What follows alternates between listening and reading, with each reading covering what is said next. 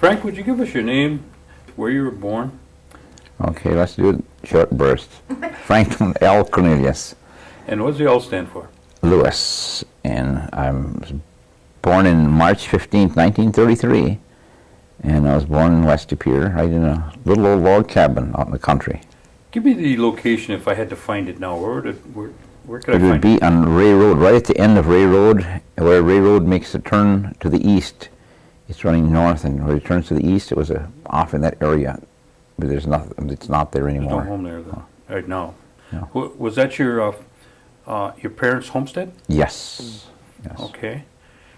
You were born at home. That's correct. Okay. Now, tell me the name of your mother and father and your mother's maiden name. Lillian Wheelock, and my dad was named Anderson S. Cornelius. Anderson W. Excuse me. Anderson W. Cornelius. You know what the W stood for? I have no idea. I have no idea. What about your mother's middle name? I don't think she had any. Okay. Yeah. Now, tell me the names of your brothers and sisters. Well, starting from the oldest, you have Ella Mae, then you have Delora, then you have Harrison, you had Lincoln, myself, Franklin, then you had the younger ones was Leonard, Clarence, Eleanor, Benjamin, Josephine, and there was two other ones, Lillian and Philip. They died, they were just babies, so there was total 12 in our family. Now, do you remember your grandparents at all? Yes, I remember going to see them. They went out, I was just a little guy, but I remember going to them. They lived in a corner of, I think it's what's now Seminary Road. When I knew them, I don't know, they had a big farm somewhere else, but when I knew them, they lived there. And then later on, when my granddad got real old, he came and lived with us for a while before he died. Where was the location on Seminary Road? It was down where Al Manders lives, across from Al Manders right now. There was a farm. In the corner? Yes, right in the corner there, years ago. That's the only place I knew, you know. Okay, and what was the names of your grandparents? I don't know, Grandpa. I don't know. I have no idea. Okay. Okay. Now, when you think of going back to your mom and dad and their homestead, how big a place did they have?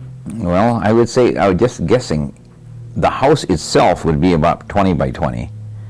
It's a log cabin, and the land was, I'd say in the immediate area was about 5 acres that I could remember of, you know. I'm sure my dad farmed a greater amount than that, but, you know, that was all I remember. And then later on, we moved off that and bought our own place and bought 10 acres. And Where was that?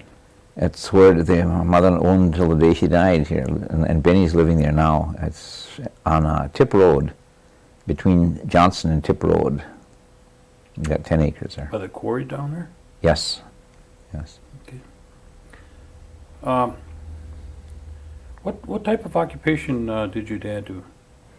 He worked on the railroad when he was younger than I remember. He worked also in the Cranberry Marsh, and he worked for cleaning the boilers for the Larson Company, as best I could remember. What about his education? Did he ever talk about it? Yes, I think he went to the 4th grade. He went to Carlisle for a while, and then he was mistreated, I guess, and he ran away, and so he didn't have a 4th grade education. Did he have some, I guess you'd call them negative feelings about the government schools? He never talked about it too much, other than what happened to somebody else, never what happened to him. Like for example, one time, like his Edwin was up there, and at those days, they didn't want you to talk Indian, and if you were caught, you were punished. And I guess Edwin was caught talking, they'd whip him, you know, that type of deal. But he never said what happened to him. He never discussed. Which Edmund was this now? This would be Cornelius. That would be your uncle? Yes. That would be Edwin. That would be Melissa's brother, Edwin Cornelius. Now, you spoke that speaking the language. Did your parents both speak the language? Yes, they did. And as up until I was, say, even in my 20s, when Oliver, my uncle, would come to visit, that's all my mother and him would talk, was basically they'd speak in the Indian language when they'd Did they visit. pass that on to you? No, matter of fact, it was English in spoken in the home. The Indian that I learned was just by listening. You know, it was never really, and I never really used it. Do you ever have any kind of idea why they may not have Because, yes, emphasized that? Yes, I think because they knew and the English was a thing and they wanted you to learn that in school. And so I imagine that's what they tried to teach them English to my dad and my mother when they were in school. So they realized, I guess, the importance of education and speaking English, and that's all we, as children, spoke, and they spoke to us in English. The older ones now, like Harry and Delora and Elame, they could speak Indian because they just learned both languages. But some of the younger ones, we started to just only have one. Is Harry younger or older than you? He's 4 years older than I. Yes. Now, your mother, what kind of education did she tell you she had? It went to the 6th grade, and it was, I guess, local. She didn't go to Carlisle. It was around here. I think she was a school where the Oneida Cemetery is located, and there was a school right in the middle of that cemetery. He was going, that's Which cemetery? the Oneida Methodist Cemetery. There was a school in that place, and that's where she went to school. Right up by the cemetery? In the cemetery, where the existing cemetery is now, there was a school there, yes. Oh, before it became a? Before it was a cemetery, got yes. as big as it did Yes. now. Huh? Oh, okay. Okay. And that's where she went to Yes, school? she went to the 6th grade education. Your mother, did she work out or did she No. just a housewife? That's most of the people at that age didn't work, and that's why I believe a lot of the Indians lost their land. There was no jobs. The only work was at home or in the fields, you know. And of course, with that many kids, she stayed at home most of the time to raise the kids. Sure. So no, she didn't work out. She worked out after the kids were in high school, and then she worked in a canning factory. But that was after she raised all her kids, and she went to work. And she always said she'd rather work in a factory 8 hours than raise kids. Wow, That's a 24-hour job. That's right, that's right. Now, at home when you're on Ray Road there, running water, lights? And when we first moved there, we dug our own well. We had a well, but it was only surface water. It only goes on 40 feet. But we didn't have electricity, no. And then later on, my brother put it in, Harrison. And we had it inspected by a neighbor, and the power company turned it on, and that's how we got our lights. We just did our own. What do you remember about being around home in terms of your chores that you were responsible for? Oh gosh, that was everything. We were all, every one of us kids were responsible to work at home and expect it, and we did it. There was we didn't have a yard to play like we have yards here. We had a driveway that went to the house, and you could turn a car around, and that was it. Everything else was field. We had about an acre of strawberries, and we had about a quarter acre of raspberries. We always had cherries and apple trees and plum trees, but the yearly crops, they had to be planted. We had to do all our own hoeing, and we had to do all our harvesting. We didn't have any machines at times, so we just all had to contribute. We had dug the potatoes and cleaned them up and stacked the beans and got the corn and shelled the corn. It was all that. We didn't have those equipment to do it. So yes, we all worked at home, every one of us. Give me an idea what your livestock would have been. Oh, we just had, I'd say, a couple of pigs, but we always run a couple hundred chickens all the time. That's about it. What about horses? Did you No, have? we borrowed the horses when we did any cultivating from my uncle. We didn't have any of that, or cows. Where did you go to get your milk then? Our neighbor was Uncle Joe. We'd get most of our milk from him, or Bernard Johnson. Okay. Now, tell me about the neighborhood. Who would you consider would be around your place that would? Well, the call closest your one's a neighborhood? quarter-mile away. And who was That would be my uncle, Bernard, and then Johnson was Uncle Joe, and then Bernard Johnson was about a quarter mile. There was Letters was another neighbor was just maybe a little closer, a big farm there. But we very seldom ever even talked to those people. We'd see them and wave to them as they walked by. The kids went to school, but we never associated with them. They were non-Indians, and it just wasn't done, I guess, those days. And that was about our closest neighbors, really, in that area. Was your mother or father involved in any of the tribal operations at the time? No, never, ever. Did either one of them sing with the singers? Later on in life, as best that I could remember, when, let's say, Josephine was small, my mother started to sing with a semi-organized group, Rose Cornelius and Lightning later. But other than that, my dad sang, but not with the organized crew. It was just with the wakes. When they had a wake, he'd go sing with them, and my mother would sing, and that was all. But there was no effort at all to. Tell me the differences. I mean, you say there was organized and just at the wakes. Do they differ today than they did in those days? Yes, I would say Tell us so. about that. In that, it seems like people who try to preserve the language try to get others to help them preserve it, and they practice and sing. I would consider that an organized group, much like the Oneida Indian singers and like the preservation singers that Rose tried to start and put on tape.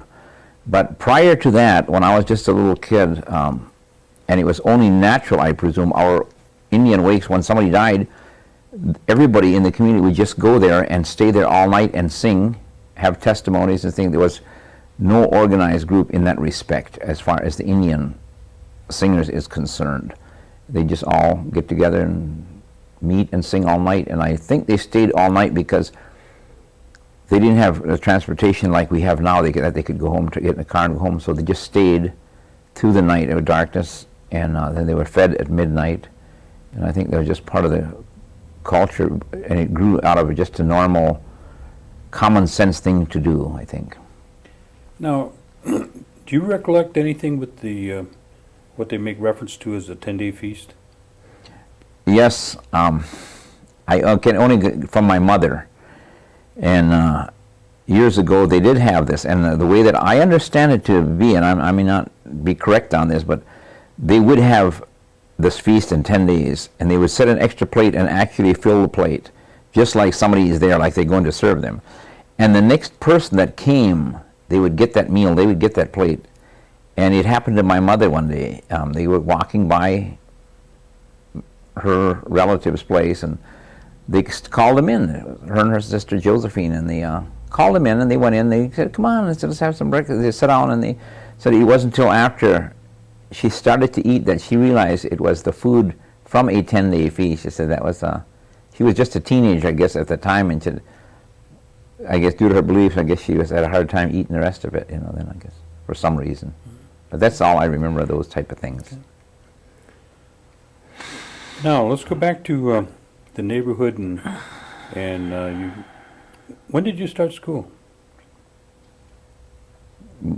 I really don't know, but I don't know how old I was. When did I start school? I couldn't answer that. I started in the first grade. I'm probably 6 years old. Where did you go to? It was a Seventh-day Adventist school located way out on Austin Road, now it's called, I guess, or Seventh-day Adventist Road, Advent Road. There was a school back there, and that's we all went. It was about 2 miles from where we lived. And I went there till the 6th grade, and then the church, the Seventh-day Adventist, stopped having the school, and then we all had to go to Elm Hill School, which is a bigger public school there.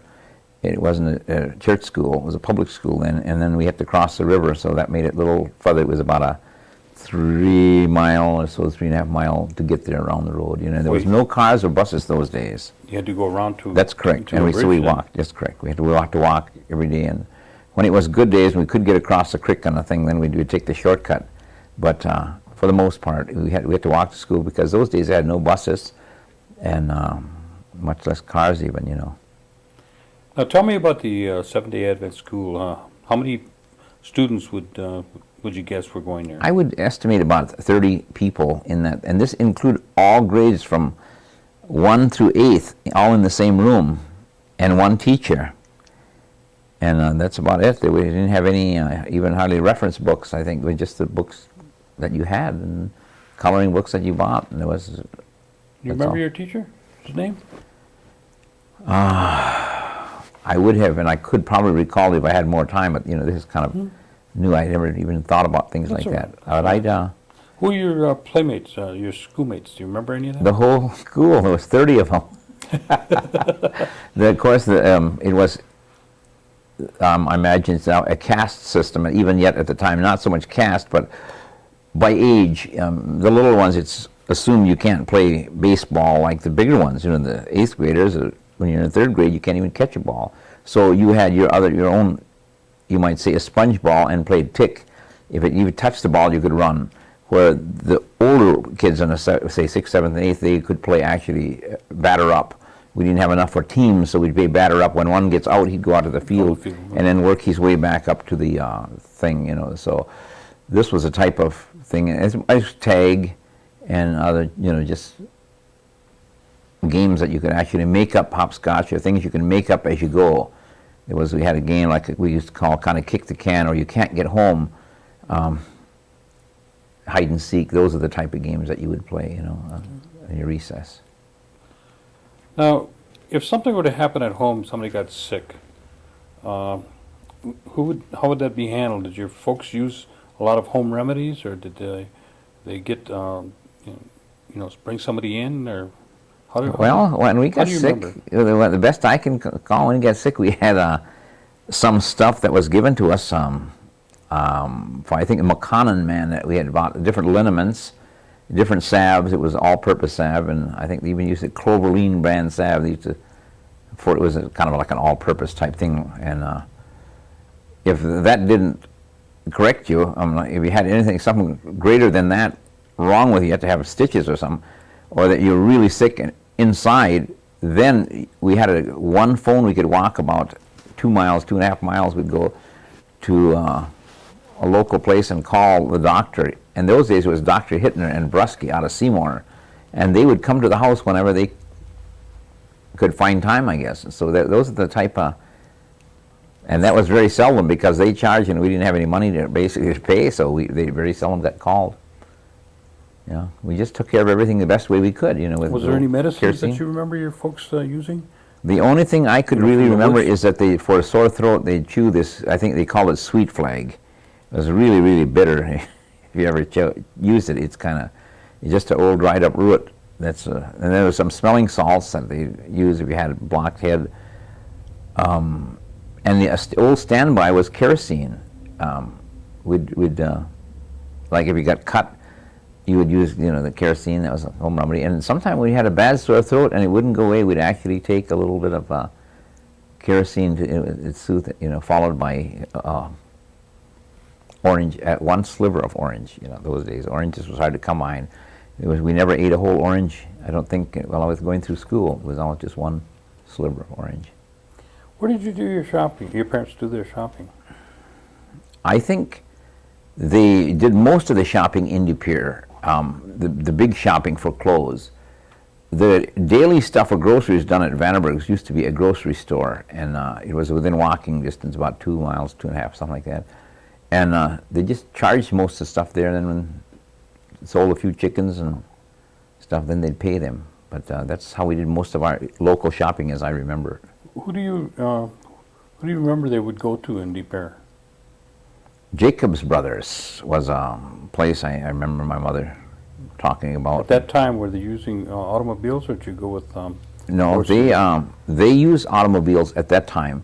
We used to take out the back seat of an old 1930 Chevrolet, and then throw 4 or 5 chickens in a bag, and just throw them in a bag and take them to the Jacob's Brothers was where they cut up butcher shop basically, and a grocery, and we'd sell our live chickens there, and then we'd sell our rhubarb, potatoes and strawberries, that type of thing when we'd to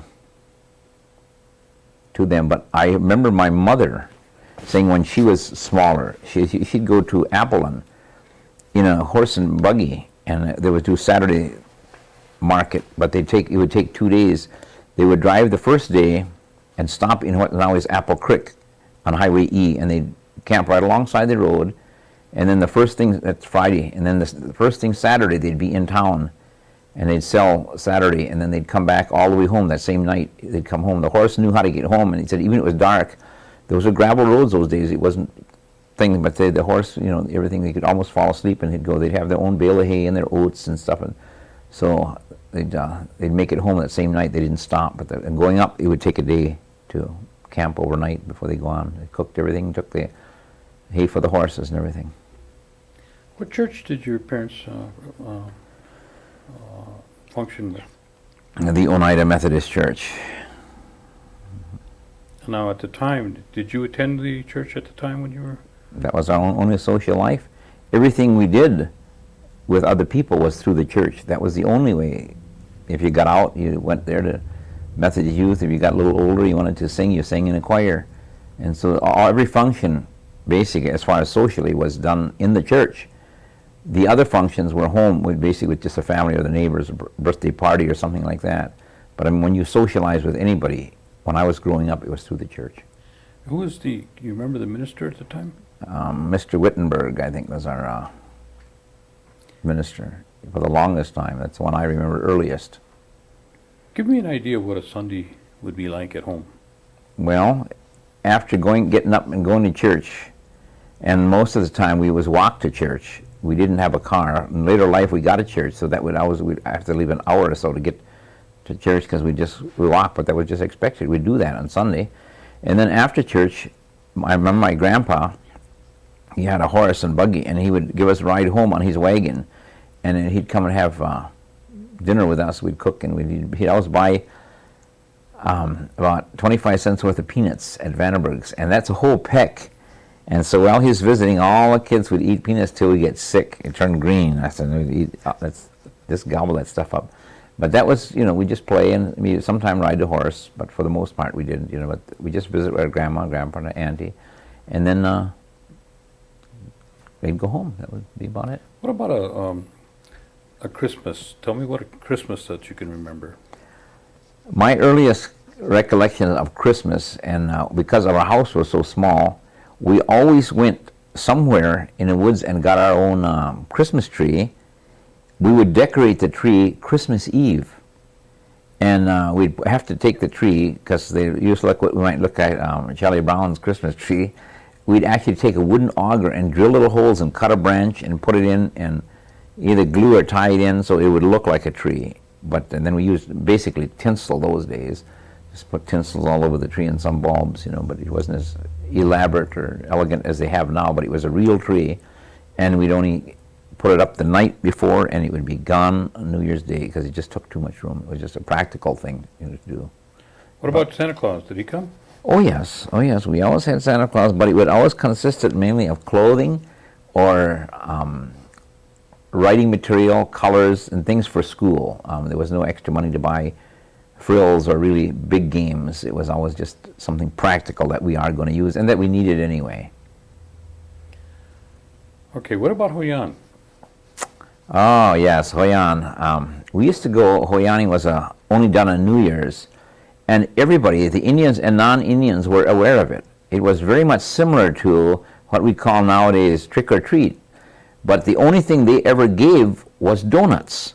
You could go to somebody's house, holler Hoyan, and they'd come out with a dishpan full of great big donuts. So what we would do, this is on New Year's only, so what we would do as kids, we had our sleigh from Christmas that we might have had, and we'd go in big groups because we're families and neighbors or relatives, and we'd go Hoyaning, and we'd get a whole peck of that stuff, and so we didn't have to go home to eat. That's all we ate. We stayed all day and played and took every hill you could possibly find, and every type of sleigh that we could possibly, a lot of homemade sleighs, and we just play all day, that's all, and eat at Hoyan. But it is dying out now. If you want Hoyan, as far as I know now, it's just kind of my relatives do it. I took my kids several times to some of the housing sites when I had moved back here from California, and a lot of them didn't know what it was about, and basically, so it's just kind of dying off. But I can still go to my relatives or my sisters, and they just get your donuts, huh? Right, get donuts. So they still do it a little bit. What other days would be, stand out in your mind as a youngster, like holidays? Is there Easter or New Year? Easter 4th of July, was that? No, 4th of July we may get into town. There used to be a holiday, I can't even remember what it was, the church called now Immaculate Conception would have a picnic. I don't know what day it was. I was just too young to remember, but that was a big picnic. They'd all get together and drink those out in there. The other one would be Easter. And just prior to Easter, it seemed like there was a time that we had leeks. They would come out of the ground. Leeks is a form of an onion. And it's either I'm mixing it up, maybe I'm getting the leeks in too early, but all I can remember is Easter. We would get from a neighbor about 12 dozen to 144 eggs, dye them, The whole family would make, color the eggs in a big crate, and we'd do the same thing we did with the peanuts. The next day we'd have egg busting contest. Whose egg is the strongest? You try to bust the egg, and then you ate the egg once it broke. But we ate so many eggs, again, you'd get sick. You eat all these eggs, and if you broke one, well, you got to eat that before you can get another one to have another contest, and so you just kind of forced yourself into eating a lot of eggs till you got sick, Okay, now I realize you worked all, your chores were done, you went to school, but what about the summertime? Was there any other activities that you were involved in, like maybe the cherry orchard or ball playing or? No, I never got involved in any of that. It was work most of the time. The extra activities that I got in was swimming. We'd go swimming. Never went to the cherry orchard. No, I can't think of it. It was mostly work that I've done all my life. And if we played, like I said, we played even as little as 3. Get together, we'd play little rubber ball, sponge ball, and played in a pasture out there by Bernard Johnson's. That was all our recreation. We never got involved in cherry picking or stuff like that. What was it? I don't know the other half of the question, but. Well, just if there was any other kind of recreation that you did differently during the summer. Oh, no, we like didn't. The But fair. We did a hoop and wheel. That was you wouldn't say it's recreation, but I guess it would be just pastime. We had little round wheels, and you could make a hoop like it was a T with a long stick come down, maybe a 4-inch bottom, and you'd push that wheel, and you'd follow that, go all over, and then if your other brothers, 3, 4 of them, we'd get in a row in like a contest. You'd go over a log, and you'd go through a stick, you'd go down the log, and they have to follow you without tipping over. Otherwise, they have to go to the back end again, and only you move up type thing. The leader could go until the next one falls, and he goes to the back, and then the other ones will beat him, and the other leader would have to go do different things, go through sand, go through water, and these type of things. But it was just, and it was all different size wheels. Some wheels were big, some wheels were little, some was metal, others were just light or tin. But it was all just homemade type things that we played with. Now you say you went to Elm Hill. Where did you go on to school after you finished Elm Hill? Well, yes, I went on to high school, and then I graduated from there, and then after I was in service. Which school did you go to? I started out because all the Indians, during that particular time, there was no choice. All the Indians, if they went to high school at all, and you lived in the country, were shipped to East Green Bay, East High. And so they would just bus there as a group. And it was changed after my second year. They tried to break it down and get us going to other schools and within a district. I myself had already 2 years in Green Bay, and when the district was changed, I was supposed to go to Freedom. At that time, I was into football, and we got to Freedom. Freedom was so small, they only had one hat, 3 of us, one helmet, 3 of us had to use, and the equipment was so bad that I quit, and I went to West De Pere. And because the bus route wasn't set up for West De Pere Freedom, we had to walk now 2.5 miles to catch the bus. So that in my senior year, the bus did say that would be the last year that they would do it, and the bus did pick us up then, and my younger brothers had to go to Freedom, but I was able to graduate at West De Pere now, as opposed to Green Bay, because I'd already been 2 years in Green Bay. West De Pere was a step down as far as schooling, size and facilities was concerned, but I did graduate out of West De Pere then, out of that. All right, you finished high school. Where did you go then? I went in service after high school. Korea was big at the time, and that was the thing. I had 2 brothers already in service. Who were they? Harry and Lincoln. So I thought, well, when I got out, it's kind of my patriotic duty to go, although my parents didn't want me to go because I was the oldest boy at the time at home. Who could help him? My father was crippled now at this time, So I went in the fall. I worked at home, but then in the fall, in September 17th, I signed up. I didn't tell them. I just signed up and went in. I joined the Marine Corps. And I stayed in the Marine Corps for 22 years. During that time, of course, I went to college and took other tests, and what I call the college equivalent to the GED. I took a college level test and passed it, and then I was commissioned as second lieutenant doing Korea. And then after Korea was over, because it was just nothing but training, I didn't want to stay in the Marine Corps. They tried to make me a permanent officer at the time, and I didn't want to be an officer because I just had boot camp. And then I went on a field as a drill instructor. I went back as a NCO instructor. Then when they put me through officers screening course and an officers basic course, and when I graduated, they put me through a cold weather training course in Pickle Meadows and sent me to Korea. And so with all that training, just push, I didn't want to stay in the Marine Corps, be an officer. So I resigned when I got out. And then after I went back in, I started CIT, Chicago Institute of Technology, and I went, and then I realized that I could go back to school. That was under the GI Bill. And I realized I could go back to school, get an education in the Marine Corps, and get paid for it. I hope I'm not moving it around too fast to be able to follow this.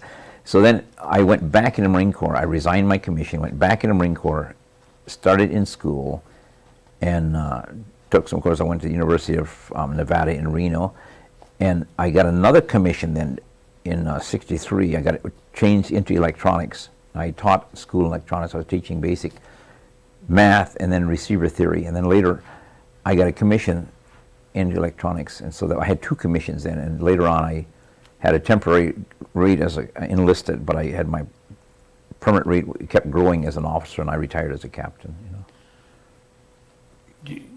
Would you share with us the first commission that you got?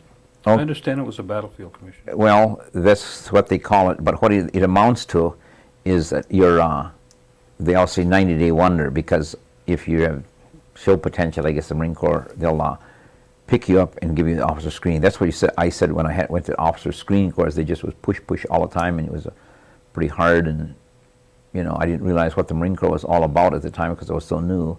And yes, I was eventually selected after passing the test, and I went through the officer's screening course, took the officer's special basic course, and got a commission that way, the first time.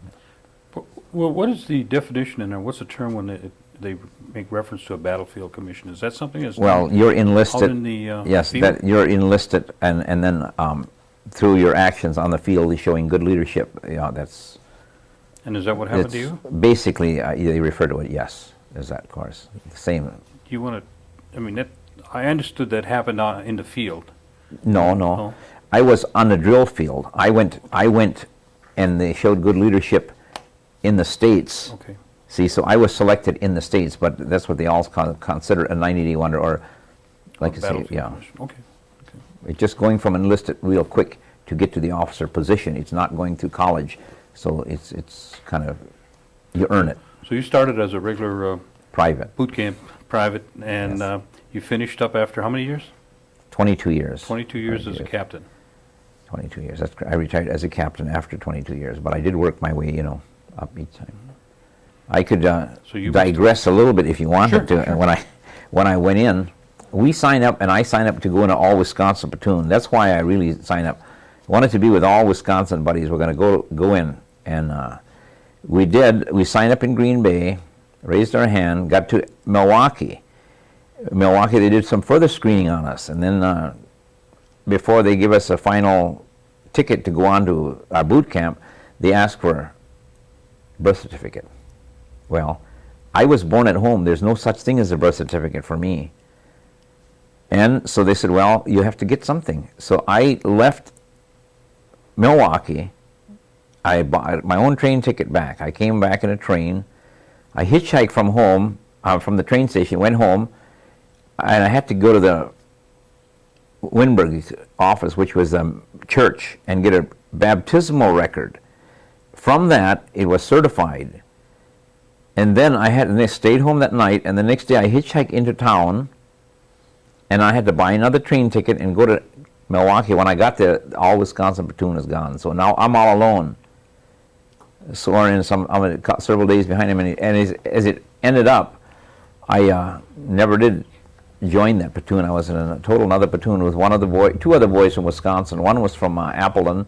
I'm still in touch with him. I met him just last year after about 20 years. And the other man was Dorn, Harold Dorn's younger brother.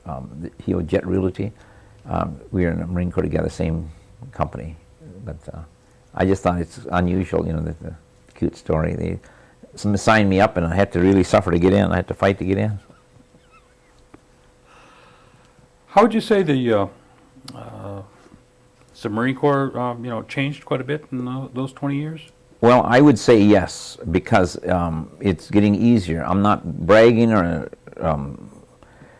saying how tough it really was, but I think all the services probably is getting that way, because all the people who cry or get hurt in the Marine Corps, the congressman gets involved, and so they make it easier. Like now, just for example, they say you can't duck walk, which is a means of where you get down in a squat position, like you're almost sitting, and then you have to walk. And now, years ago, we used to take everything we own and put it on our back and go up a hill with that. And now you can't even do that. They say it's not good.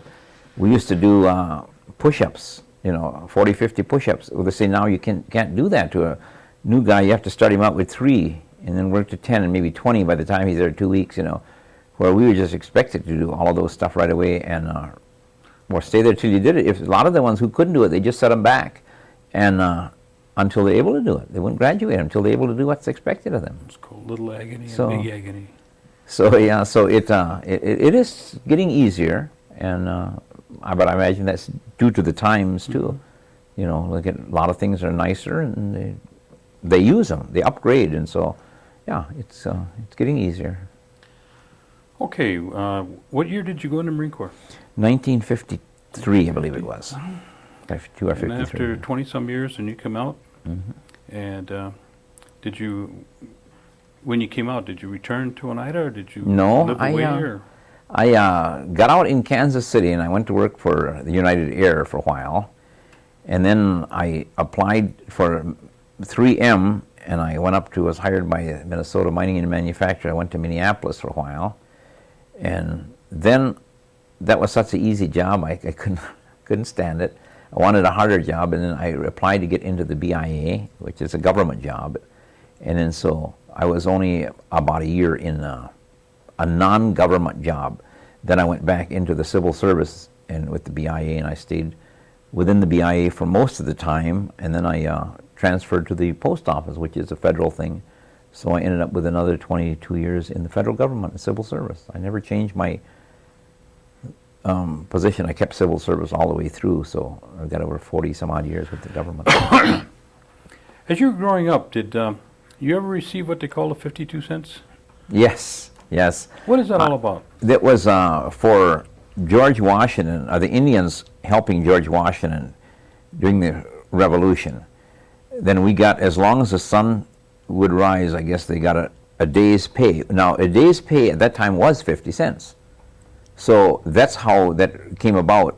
And we actually got it. Of course, the changes went up and the rate never changed. So it got to be such a burden when I was about, say, 10, 11 years old, issuing each one a 52-cent check. What the government did then, they made a unilateral decision to consolidate all the children that the mother was responsible for and gave her the check, And so that's how that worked. I guess if you're our age, you got your 52 cents. But that was, later on, that changed in that it was not worth putting out the envelopes and paying somebody to do this and running it out, so they stopped and made it a one-time payment, I guess, to the tribes but that's as much as I understand about that type of 52 cents.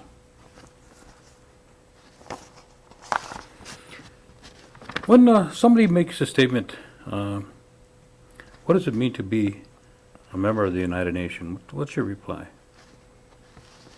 You have no choice. You were born into it. If they call you Indian, that's true. We're Indian. There's nothing to be ashamed of or mad at. It doesn't bother me one bit. That's what I am.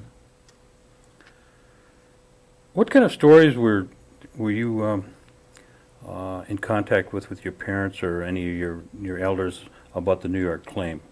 What did they tell you about The that? only thing I can remember about the New York claim is that there was a family called Kellogg that used to collect money and going to say they're going to go get some money for the New York claim. And so the people would raise money, get what they can, and Kellogg, whoever they were, I'm only saying names because I don't know if it was a man or woman and man, or both men or what. But the Kellogg's would go down and they'd go to Washington. I don't know what they did there. and nobody else to do, but they'd bring pictures themselves that they were, in fact, in Washington, working on the claim. And so it was just a matter of just keep feeding them the money. Nothing ever did happen. So people were getting, and rightly so, skeptical and not supporting that particular endeavor because nothing ever happened on it. Did your folks ever talk about the clan system No. when you were young? Nope. It's just, did they ever talk about any kind of, Oneida legends or stories that? No. Not to me. There were some stories, I guess, to my older, or my brothers and sisters, but I never told stories, heard them. Now, what about your hobbies and recreation? Tell me something about those. I got so many I can't keep up with it. Just tell me one. Well, when I was younger, it was fishing, and now it's into golfing and dancing. I played every sport that you can possibly play, and it meant football. I played football, and I played baseball in the Marine Corps. We won championships, I did some boxing in the Marine Corps. I did handball, did racquetball, I did tennis, volleyball. Like I said, there's bowling. There isn't a sport that I didn't engage in. Lacrosse, I was the captain of the lacrosse team growing up here in Oneida, and we played every team, the consolidated teams here, and we played Menominee. We never won a game, but we always hurt the other people a lot. And we never got hurt, I can say that. But Tell me what lacrosse is. Some people don't know what lacrosse is. Lacrosse is an Indian game played with a stick. And there was a, what's his name, LeBoy, and myself. Boy Baird? Yes. We were the only ones that actually made the lacrosse sticks. I made the entire lacrosse sticks for my team. And when I was in high school, including winding them, putting them in water, forming them, and at that time they were in about a 4-inch round type stick. It wasn't a curved stick with a big bag. You had to be pretty accurate those days. It was a 4-inch round stick, and it was rubbed right with a leather twine. But I made every stick. We had Tony Danforth, Roy Matoxen, Norman Skenador, myself, Lincoln, Harry. That's only the few that I can think off the top of my mind that was on my team. But we had a How's the game tough played? team. Well, at that time, we played in Milwaukee. When we played in Milwaukee, it was played on a fence post, a 4-inch pole put in the ground, and you had to stay within a boundary, and it was about 100 yards apart. And all you had to do is hit that ball, that post with the ball. And that's a goal. That's a goal. That's a point. That's- And you could get there any way you can. Throw it over your shoulder, under your arm, and back you.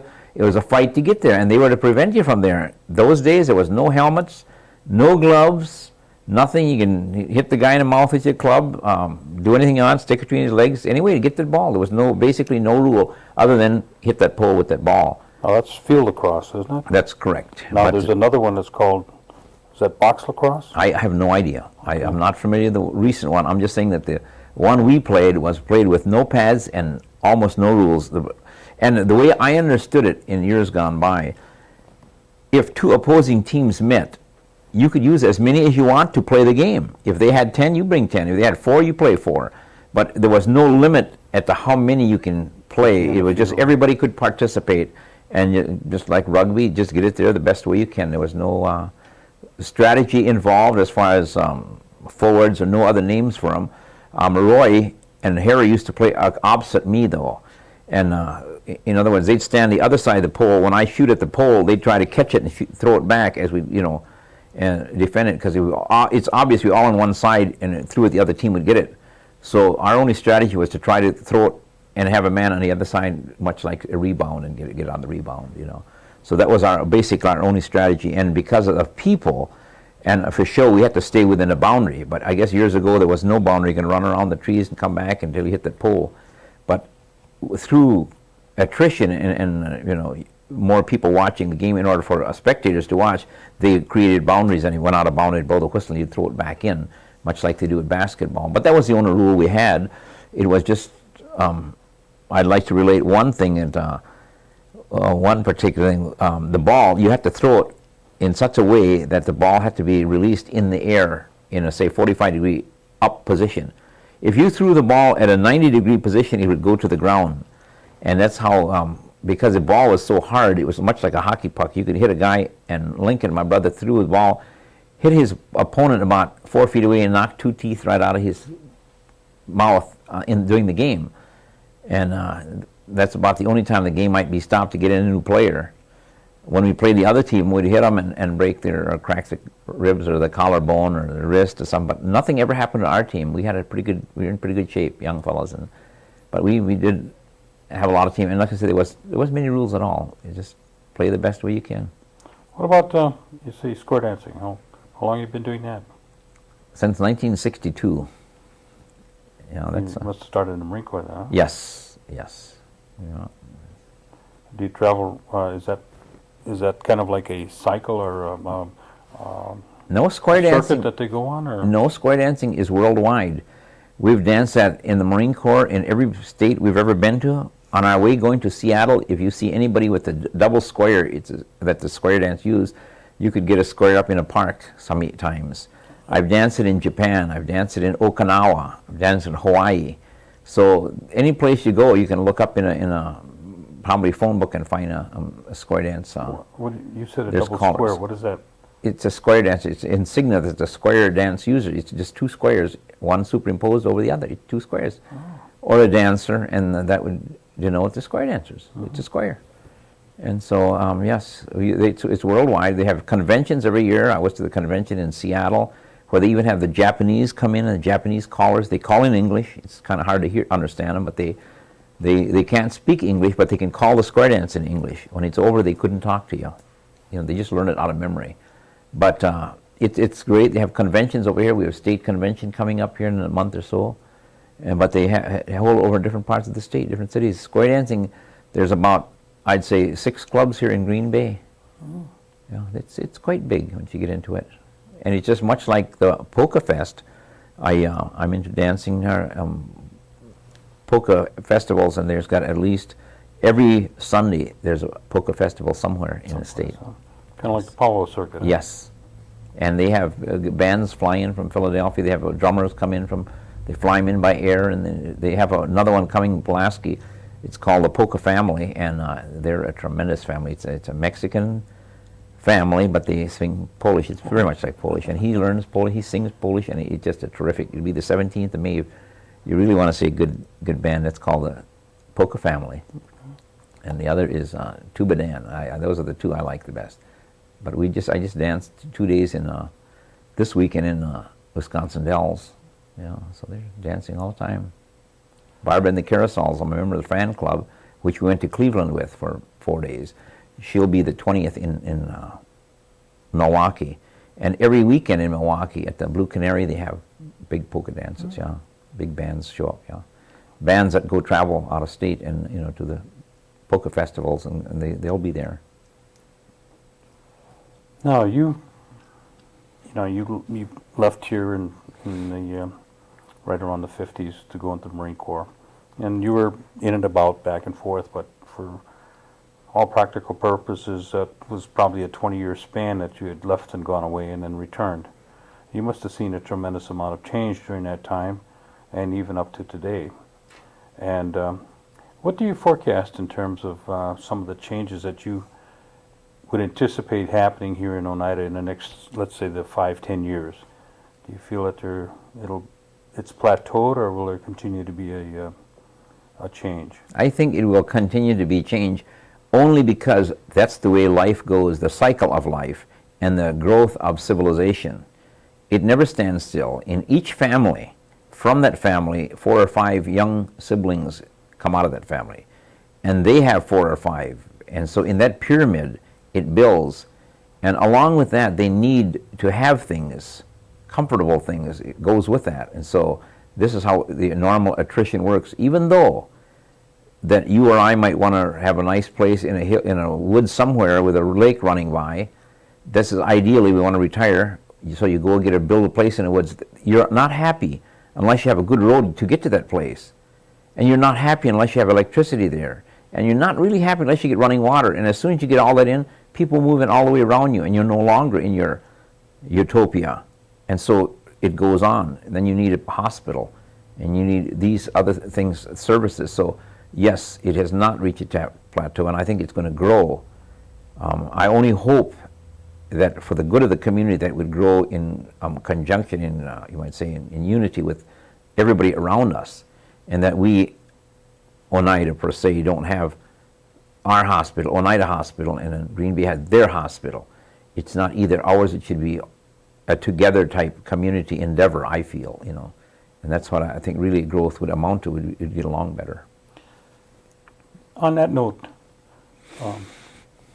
what kind of advice would you give to the young people that will be coming up? I would say get a good education and try to do what you want to do. What interests you, follow your interest. That would be the best advice I say, because no matter how much money you got or no matter what you got, happiness, self-contentment is a success. As long as you're self-contented, you can live in the most rickety shack, but you're doing what you want to do. That is really success in life, to just be your own person. Okay. And so I'd say, get an education that exposes you to a lot of things that you might like to do, and then just follow your dream, so to speak. Good. I hope that you get what you want to do. You always can't, because if you get married and now you have a family to support, then you have to take what's available and make the best of it. But I'm just saying, if you can, do what you want to do, and I think you'd really be successful. Because if you're unhappy, you're going to make the wife unhappy, the kids unhappy, but still they have to eat. So it's a matter of then survival, and that's kind of a breakdown of your really good unity. Okay. Well, thank you. Thank you. It wasn't so hard.